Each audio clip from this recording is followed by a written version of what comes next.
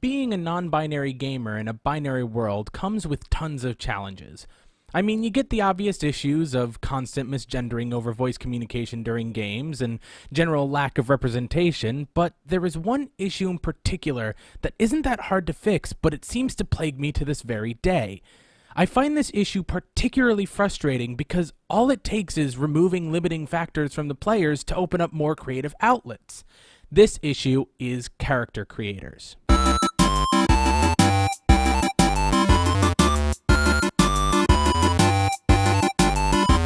For those of you not in the know, a character creator is a feature in video games where the player is given multiple options to change features of the character model that they will have control of within the game. These features can include, but are not limited to, sex, race, skin tone, hair color, hairstyle, hair length, ear shape, ear tip height, earlobe length, nose shape, nose type, nose bridge height, nostril length, nostril width, lip volume, lip shape, lip color, eyeshadow color, clothing worn, height, weight, body shape. You get the picture. The depth of creative freedom in creating a character is built to help the player become more easily lost in the world of the game in question, and also helps create greater tension in moments of turmoil due to the attachment the player has to their freshly created sentient being. Basically, you're more likely to feel feelings when stuff happens to something that looks like you as closely as possible, and you're more likely to want to save something you put actual time and effort into making.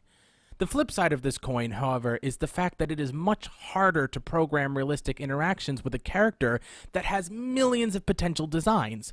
So usually the games are less directly interactive with the player and instead urge the player to be the one to create their own story, narrative, and objectives. As such, character creators are usually found in open-world sandbox games where the player can explore and manipulate the world around them.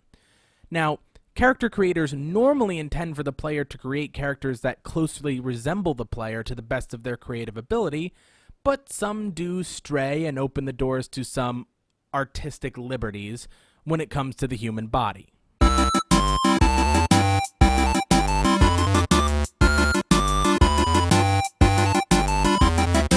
Character creators are, for most, a very effective way for a player to insert themselves in the world. It is an idea that has been around for over a decade in gaming, which is ancient in video game time, and has only expanded and grown to add more and more layers of creative possibilities. Where is the problem? Well, if the first 30 seconds of this video didn't clue you in, the problem is the absolute and complete lack of any sort of gendering outside of man and woman. There is no reason for me to not be able to go outside of the gender binary when building my character. Like any argument over what is more identifiable for the general public went right out the window the moment you let me have neon fucking green skin. It's ludicrously frustrating to constantly go on adventures where I can be an otherworldly entity with glowing eyes and superpowers, or become an undead being able to wield a sword twice my body length with one hand, but the moment I want to select none of the above for my gender, suddenly the infinite capabilities of computer processing apparently come to a halt at the sheer idea of not being masculine or feminine. Now, granted, there are tons of creative options that let you control every minutia of the face, so why can't I just twiddle some sliders and... What the fuck is that thing? The moment you select man or woman, almost every game instantly locks in certain traits, and your ability to manipulate them hinges around the character maintaining that gender construct. I can create a bloody alien with jawbones so sharp they break physics, but if I want to give a man some feminine qualities, suddenly I've gone too far and I'm playing God.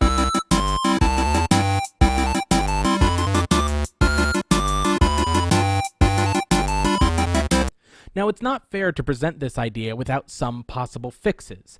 The first game I've been able to find with any sort of character creation was a 1988 game for the Nintendo Entertainment System called Pool of Radiance, which was a fantasy role-playing game similar to that of Dungeons & Dragons. This let you change the moral alignment, race, and sex of your 6-player party from a few options. My personal first encounter with character creation within video games was from the original Sims released in the year 2000. There were a set of options the player could choose from with no real creative elements, just pre-made models made from the developer. At this time, it was understandable that gender within character creation would be limited to the gender binary due to the fact that non-binary genders were a rare concept to come across, and the character creation went as far as the character designer's imaginations went. However, We have come a hugely long way from this, and as a result, can practically build a character from scratch. So, why, I ask, do you allow us to make this monstrosity, but limit us in terms of gender expression? I know that we partly have idealistic societal standards to blame, which dictate that the only kinds of desirable bodies are the bulky masculine bodies or the curvy, small-waisted feminine bodies. However, it doesn't make sense to add limits to the player just to conform to that.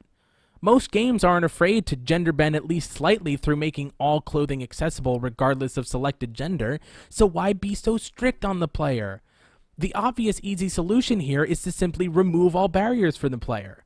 Like, game developers, listen. You clearly aren't worried about us fucking up your beautiful character models. You allow us to turn eyes into black holes and make a face that not even a mother could love.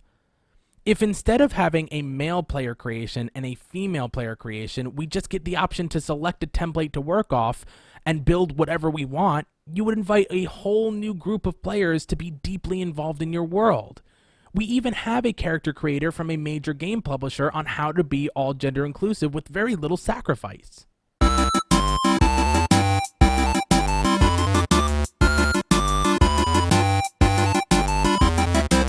I've already mentioned the Sims game series, and despite evolving to become something far from its original concept, it does one thing very right. The Sims 4 uses a very cartoony style, far removed from realistic faces and expressions, which leads to a blur between genders. Now, this alone puts the character creator for The Sims 4 way above all the rest, but it does something very interesting. First, to provide some context, in case you've lived under a proverbial rock all your life, The Sims is a life simulation game. What this means is you create characters and give them personalities, and then control them as they live their day-to-day life. The Sims also have their own free will and will attempt to live their lives all by themselves if the player does not intervene. Your character, known as a Sim, can do anything us complex humans can, such as go to work, buy a house, have parties, and most importantly for this particular subject, have children. Now, why is having children the most important part of all this? Well, it's because during character creation of The Sims 4, you get the standard default options of man or woman, but there are some advanced options available. For instance, you can say whether your Sim gets pregnant or can get other Sims pregnant, you can choose whether they present as masculine or feminine, and you can even choose whether they have to pee sitting down or standing up. None of these options affect the other options, meaning The Sims 4 is the first truly gender-neutral character creator to date.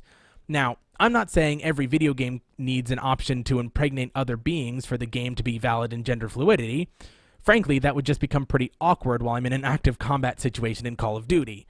What I am saying is that there are simple yet effective ways for game designers to make their gaming experiences more inclusive of those who are uncomfortable with the male-female binary, especially game experiences that are meant to give the player an opportunity to insert themselves into the world of the game.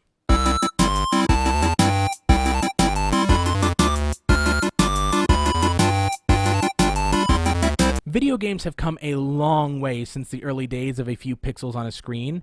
However, with it being such a relatively new media outlet compared to other mainstream media outlets, I find it still has a long way to go to be as inclusive as we would like it to be. Through more and more queer video gamers making their presence known, just like in movies or TV, we are more and more frequently being incorporated into games. Gaming is admittedly a tough thing to get right because, unlike other forms of media, there is always going to be an uncontrollable variable through the player, and trying to mass market an experience while also making it a personal experience to play is a huge hurdle. However, there are clear areas for easy improvement, and I think the more we point them out, the faster progress will come.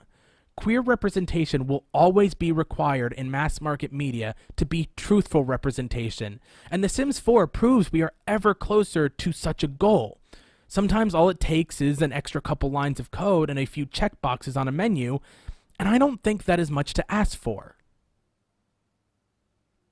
Also, go play The Sims, you'll thank me for that. Thank you all for watching, really do appreciate it, hope you guys all enjoyed. This piece was written and created for the Queeries Queer Artist blog, which is linked in the description below. Please go check it out, lots of great artists there. And if you want to see more of me, go follow me on Twitch. I stream every weekday from 3 p.m. to 7 p.m, so I hope to see you guys there. Peace out, guys. Bye!